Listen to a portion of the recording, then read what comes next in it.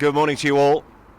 Geoff, thank you very much for joining us. I don't know a person that knows more about Leicester than you, to be honest. So tell us what the mood is around there at the moment. And we just said there, how much pressure's on Brendan? How much do you think's on him?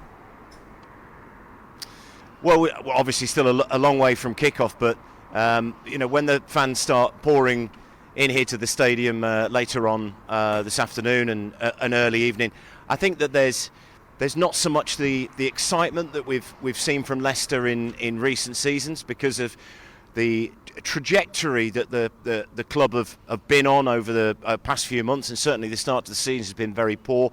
Is Brendan Rodgers under pressure? Absolutely under pressure. They've lost 6 games in a row.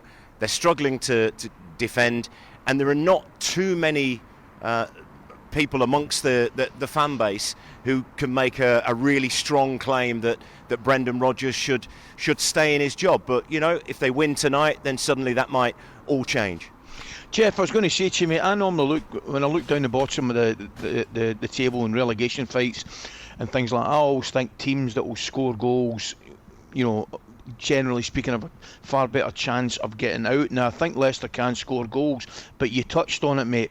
The defending, particularly at some of the set pieces, has been horrendous, hasn't it? Oh, it's been awful, but defending generally, but set pieces in particular. They've got the worst record in the Premier League, I think, since the start of last season in terms of conceding from set pieces. And if the opposition get a corner, it's almost like, there's going to be a goal that comes. And you look at the last 2 performances: away at Brighton, beaten 5-2; away at Tottenham, beaten 6-2. They have got problems at the back. Obviously, Fofana has moved on. That obviously is a loss because he's a very talented player, but they were even struggling when he was in the defence. So I just wonder whether there's enough heart, whether there's enough commitment in the defending, whether the other players away from the defence, in the midfield, and maybe some of the attacking players, maybe they could do a bit more. But this has gone on so long, the fact that they can't defend particularly well, and they're having an absolute shocker from set pieces. Geoff, Nottingham Forest obviously struggling as well, the Premier League new boys. They've brought in 23, 22 players, and Cooper doesn't seem to be getting it right. Is he going to come under pressure if they keep getting beat? Well, I think he will be under pressure because the owners demand that. Marinakis, the owner, also in charge at Olympiacos. He's not afraid to wield the axe. Carlos Corberán was Huddersfield manager in the playoff final last year, who Forest beat. He went to Olympiacos in the summer. I think he lasted about 6 weeks. Now listen, Steve Cooper's got credit in the bank, as Brendan Rodgers has up to a point with what he's done at Leicester. He's the first manager to get Forest into the Premier League in 22, 23 years. But it is a results business, and I'm sure the owners will be thinking, listen, you've done exceptionally well to get us back into the top flight, but we want to stay here and we want to build on this. And Steve will, I'm sure, know that, yes, a lot of new players have come in, but I think that it will take time with all the new faces coming in to try and get the right blend. Yeah, Ian Laderman's written a good piece in the Daily Mail, actually, basically saying that he might get the blame for this when actually it shouldn't really be down to him, because there were so many lonely players anyway, and players out of contract. They needed to do some business. They needed to bring players in.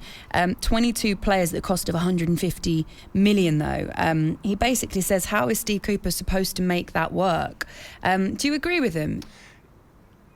Yeah, I mean...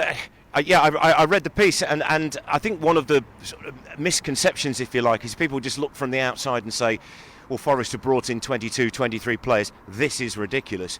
You have to look and go, well, there were half a dozen players that were on loan last season that went back to their parent club. There were other players that were out of contract. Some other players have moved on. Some have gone out on loan. So they needed to bring in a lot of bodies. Some of those players they've brought in have gone out on loan themselves. Some of them have already picked up injuries. So they needed to bring in a lot of players. And it was very unexpected that Forest won promotion, because if you think back to when Steve Cooper took over, they had 1 point from 7 games.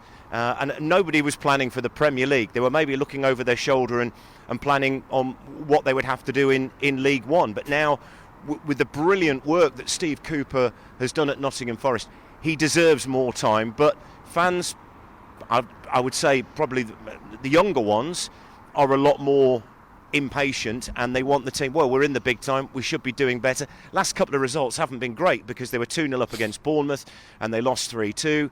They also lost 3-2 at home to Fulham, losing 6-0 to Manchester City. You know, they can turn it on any given day. But those last two results, both at home to Bournemouth and Fulham, they would have been incredibly frustrating for the supporters. Well, Geoff, we're talking obviously about two managers this evening who are without doubt under pressure. One that succumbed to the pressure was Bruno Lage yesterday from Wolves. No real surprise, or was it? No, I don't think it was a surprise. The club have spoke very warmly about him and what he brought to the club, but again, there has been that sort of downward trajectory.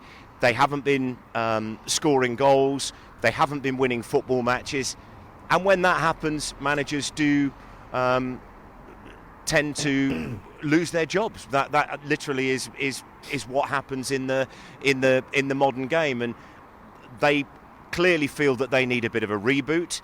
Obviously, lots of Leicester fans think the club needs a reboot here, but you look at some of the players that Wolves have got at their disposal, some very talented players. They probably should be further up the table. But then again, I think I've always said this. I think fans of all clubs probably expect that their team should be doing better than they are at any given time. talkSPORT Breakfast with Laura Woods, Monday to Wednesday mornings 6 till 10. On AM, on DAB, via the talkSPORT app and on your smart speaker. talkSPORT.